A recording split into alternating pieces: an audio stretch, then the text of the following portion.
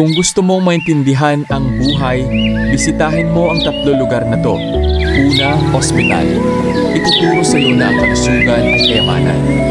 Dahil pag nasa ospital ka, makikita mo yung mga taong handang ipagpalit lahat ng pera nila para lang gumaling.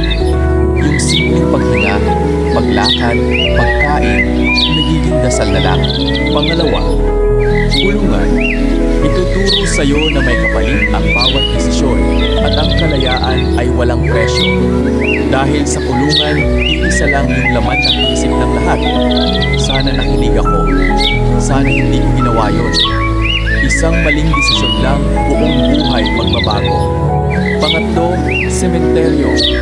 Ipaalala sa iyo na maikli lang ang buhay at ang importante ay kung paano ka nabuhay.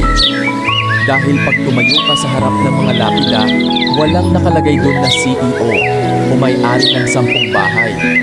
Ang nakalagay lang, pangalan, petsa ng kapanganakan, petsa ng kamatayan. Pantay-pantay lahat doon. Ang pinakabuod nito, yung 3 lugar na yan parang reality check ng buhay. Ospital, alagaan mo katawan mo. Kulungan, ingatan mo desisyon mo. Sementeryo, pahalagahan mo oras mo. Hindi ka naman kailangan pumunta doon literal.